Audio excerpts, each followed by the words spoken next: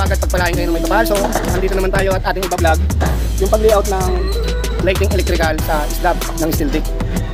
So, yung nakaraan na vlog ko about sa electrical ay sa inulik, nilagay yung junction box ngayon sa steel deck. Una sa lahat, pagbubungguin natin architectural plan at electrical plan. So, sa ngayon, nasa structural pa lang siya.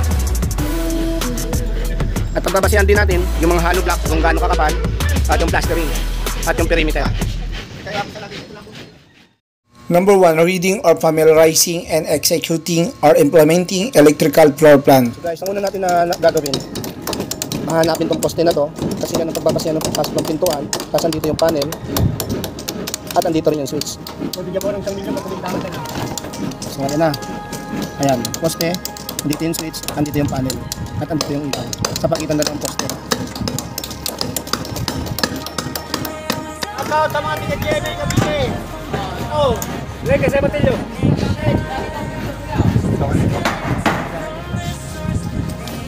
Wala, 142 online.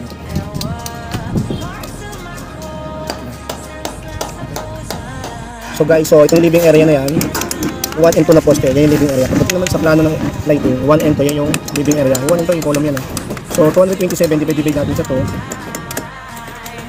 So kakatapos lang natin ng living area, so dining area. So, pakilang column siya, pakilang poste, 1, 2, 3, 1, 2, 3. So, pagitan na 2 at 3. So, pagdating naman sa lighting plan, so 2, 3, ayun yung ilang niya. So, sa actual, doon na tayo mag-layout sa actual para makuha natin yung center. Ito, sa lahat ng mga nagugutom dyan, break time na namin, kakain ako. GMA! Anong area kayo? Area E, Block 19, Last 16, sa lahat ng mga dupang ng Area E. Oh, yung naghanap si Eric, dito sa Pedro. Naredio ko na pinalo ko. Content na si Eric sa Cavite, nandito sa San Pedro.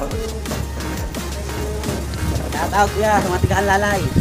Shoutout ya dyan, sila Aki, sila ano, sila Alma. Shoutout din.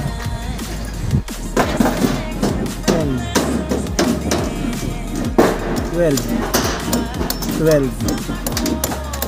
siya.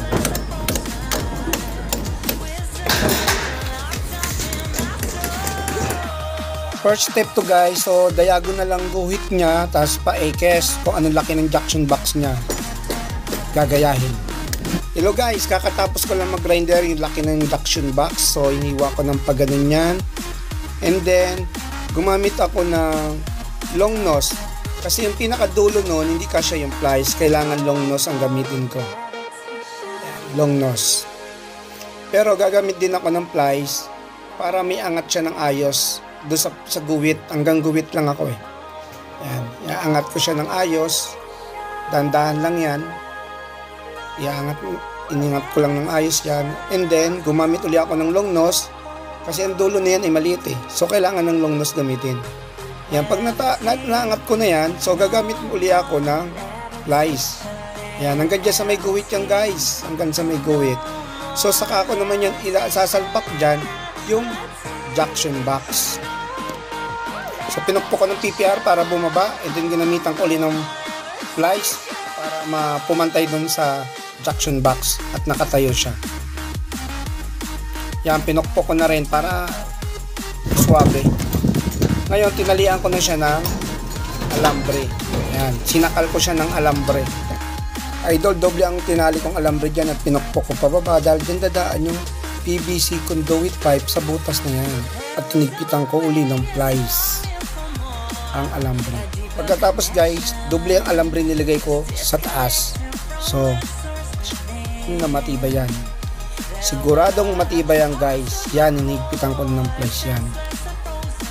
So guys, meron pa akong isang paraan paano itali ng alambre yung junction box para mas matibay siya. Katulad yan guys. Yan. So don't forget lagyan ng masking tape. Yan, nakatali yan dyan oh. Kita nyo yan. Kasi yung masking tape naman para hindi siya mapasukan ng buhos o semento. So guys, napapansin yung dulo niya, nakabend yung steel bar na yan, kaliwat kanan. So ipapasok natin dyan yung PVC conduit pipe. Take note guys laging mauuna ang first button bar bago tayo maglagay ng PVC conduit pipe. Yung mga PVC conduit pipe, tatalian natin ng alambre dun sa steel bar. Nandito tayo sa second floor, so yung ilalim nito, ground floor, living area, dining area, at ito yung kitchen area, Yan yung mga susuplayan ng mga lighting, yung ilalim na yan. Tapos na po ang ating pag-tutorial kung paano maglagay ng electrical sa steel deck. So maraming pong salamat sa mga sumusubaybay at sa nanonood po at tinapos nito. At sana po pagpalain po kayo at naway walang sawa kayong manood sa aking mga tutorial. Huwag niyo pong kalimutan na mag-subscribe, pindutin yung button bell sa baba, i-click niyo po yan para po sa susunod kong video ay updated po kayo. Maraming pong salamat. God bless you po ulit. Bye bye. Magandang hapon.